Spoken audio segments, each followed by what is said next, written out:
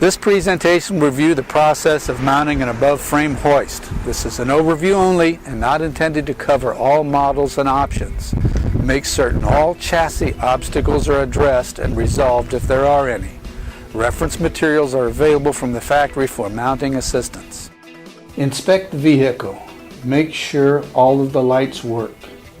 Look for any damage to the vehicle inside and out. Look for obvious obstacles for mounting: long fuel tanks, exhaust systems, battery boxes, air dryers, DEF systems, etc. Any damage or issues will need to be reported and resolved immediately. Lay out the chassis. Mark the frame cutoff line and the hinge center line. From the hinge center line, measure forward and mark the front of the hoist on the truck frame. 12 inches will be required for the valve mounting plate and the oil tank, as they both sit right behind the cab. Make certain there is room for a tarping system if one is to be installed. Dimensions are available from reference materials or the factory. Mount all fender mounting brackets. Add the plumbing and mounting plates that attach to the fender mounting brackets.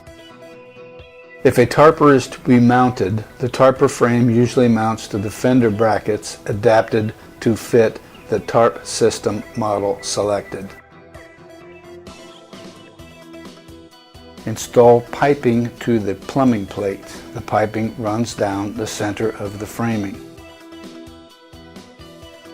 Install a lift axle if one is to be installed. Set the axle up against the bottom of the truck frame in the ideal location. Secure the axle frame to the truck frame according to the instructions supplied with the axle. Installation can be in more than one type of process. As a ship-out package, the front angles and the valve mount may already be welded to the main frame assembly. A factory mount package may have the front angles and the valve mount loose. The front angles could already be supplied to the chassis by a truck dealer mounted at the primary assembly. If these items are loose, the angles are to be located so the center line of the 3/4 inch diameter back holes, the holes to mount the lift assist tower, is set 1/4 of an inch forward of the front of the hoist. The hoist will need to be in position and squared to the truck frame to position the front angles. The back of the valve mount plate should be located so it is 12 inches back from the truck cab and 1/2 inch forward from the front edge of the lift assist frame. The lift assist tower needs to be set in position to verify this clearance. Tack weld the valve mount bracket to the front angles. Take the lift assist frame back off for now and weld the valve bracket solid to the front angles. Tack the hoist apron to the truck frame at the rear. If a tarper is to be mounted, set the gantry between the cab and the hoist frame. Secure according to the tarp system installation instructions provided with the tarp assembly. Balance the space between the cab and the hoist for operating clearances. Install inside control tower. Locate the tower. Cut a hole through the floor for air lines and bolt the tower to the floor. Install the inside control valve in the tower. Route the air lines from the valve through the floor and out to the approximate location of the outside valve mounting plate. Place the lift assist tower back in position and bolt down. Elevate the hoist enough to set the roller bracket on the hoist above the lift plate on the lift assist tower assembly. Place the oil tank in position. Weld the apron solid to the truck frame. Add the support gussets required for structural integrity. Weld the hoist frame to the plumbing mounts. Weld the hoist frame tube to the front angles. Bolt the hydraulic control valve to its mounting plate right behind the cab. Plumb the hydraulic cylinders to the valve. Install the PTO and pump to the transmission. Plumb the supply and return hoses to the pump and the oil tank. Plumb the lift assist cylinder. Mount the rear bumper to the apron. Locate the bumper so the top of the bumper is up against the stops attached to the apron. If there is an auto fold forward bumper to be mounted, the relationship of the 3 pivot points is critical.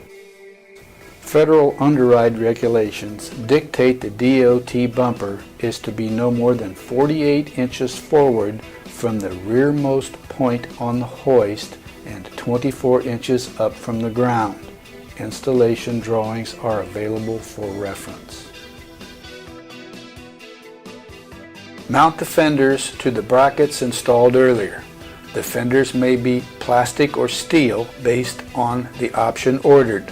Locate the fenders, drill mounting holes, and mark them so they can be returned to the proper location after painting. Remove them for reinstallation later. Mount and install a hoist prop if required. Fill the oil tank with the proper grade of hydraulic oil.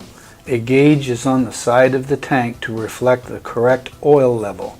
As you cycle the hoist, unwanted air escapes and all hydraulic lines are filled. You can determine the proper amount of oil to be in the tank. As the hoist cycles, this level will increase and decrease on the gauge. This is normal. Place the tarp arms on the arm mounting brackets, usually attached to or part of the fender mounting brackets. Weld or secure the arms to the brackets according to the instructions provided with the tarp assembly.